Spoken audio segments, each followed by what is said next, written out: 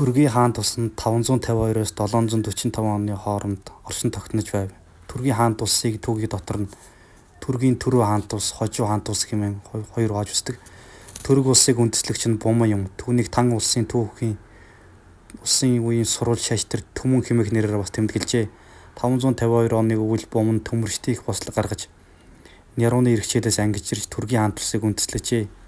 Буман Түргийн хаан тусыг байгуулсныхаа дараа улс төр эдийн засгийн шинжлэлийн бодлогыг хэрэгжүүлэх болов үүнд хөрс зэрэгэлдээ улс орнуудтай найрамдалт харилцаа тогтоох, худалдаа хөгжүүлэх бодлого явуулан Алтан уулын өмнөд бид зах зээл нээж баруун В улсаас хурил будаа бүс бараа авч мал ангийн үс зэр зэвс гаргах болов худалдаа хилийн асуудлыг зохицуулах Түрэг В улсын түшимдийн газрыг хоёр улсын хилийн орчимд агуулжээ. Буман хааны авч явуулсан эдгээр арга хэмжээ шин тогтсон Түрэг улсын гадаад дотоод байдлыг бэхжүүлэхэд чухал үүрэг гүйцэтгэжээ. Гэвч Буман хаан Түрэг улсыг байгуулсныхаа дараа жил буюу 553 онд нас баржээ. Бумангийн дараа 553 онд түүний хүү Кигэн буюу Түргийн хаан ширээн сув. Буюу Түрэг улс улам бүр хүчирхэгжиж 560-аад оны үед Түргөө цагаан хүн буюу Эфталитийн улс Енисейн хэрэгсүүдийг эзлэн авсан байна. Гэвч Муюу хааны нас барсны дараа түүний дүү Тобо Түргийн хаан ширээн сув.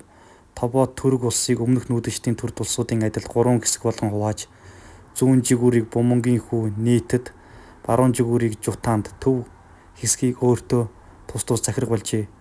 Тобог төр барьж байх үед Түргийн нийгмийн дотоод эсэргүүцэл тэмцэл нийлээд хурцтаж байсан байна.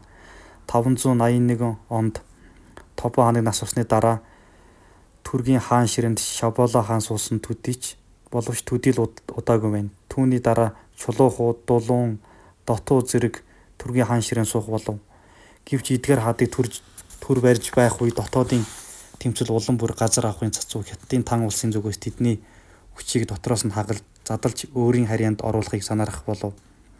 Энэ бүхний уршигаар 590-ад оны үеэр Түргийн хаан тус орхны голын сав, Танас голын савгаар тус төвлөрн Түргийн зүүн баруун хоёр улс болон хуваагдчихэ. Зүүн нь Тээлэ, баруун нь Тардууш гэж нэрлэгдэх болов. 630-ад оны үед Түргийн хаан тус Тан улсад эзлэгдэж тусгаар тогтнолоо 50 гаруй жил алджээ. Ингэснээр Түргийн хаан тус мөксөн байна. Гэвч 50 гаруй жилийн дараа Түргүүд Тан улсын эсрэгт дахин эрслэн босож олон мянган цэргийг устгаж хэд хэдэн мужийг эзлэн малд эд хөрөнгө олзлон авч Түргийн хаан тусыг сэргэн мандуулжээ. Ингэснээр Хожуу Түргийн хаан тус оршин тогтнох болов. Тусгаар тогтнолоо дахин сэргээсэн Түргийн олон овог аймаг ахлагчдын хуралдаа 690-ад оны орчимд Орхон голын хөвөөнд болж Кутулугийг Түргийн хаанд өргөмжлөн Элтэрээс буюу улсын хураагч хэмээх цол өргөжээ. Гэвч удалгүй Элтэрээс нас барж түүний дүү Можо хаан залгамжлах болов. Можо хаан Хятадтай найрамдалт харилцаа тогтоож харилцсан худалдаалах бодлого явуулсан хэдий ч Тан улс эдийн засгийн талаар хавчин хяхаж байсан учраас Түрэг Тан улсын харилцаа дахин муутсан байна.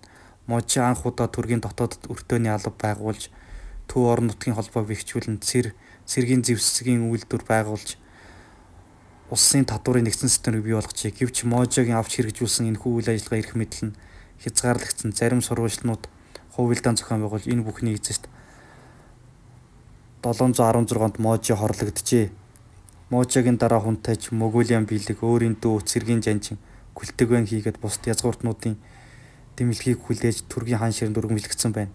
Монголиан хаан ширээн суусныхаа дараа хэд хэдэн чухал арга хэмжээ авч явуулсан хэдий ч нэгэнт унах замдаа орсон Түргийн хаан тусыг аварч чадсангүй.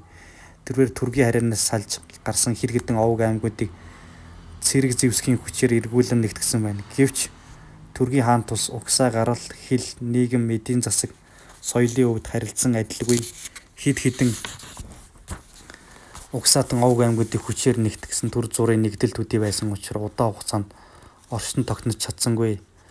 Улмаар улсын дотоодод бослого тэмцэл олонтаа гарах болов. Түргийн хаан ширээнд 552-оос 745 он хүртэл хугацаанд нийт 20 гаруй хүн суусан байна. 745 онд Төв Азийн нүүдэлчдийн түүхэнд оршин тогтножсэн Түргийн хаан тус мөхөж Төв Азийн түүхийн тавцанд уугруу товаан гарч иржээ.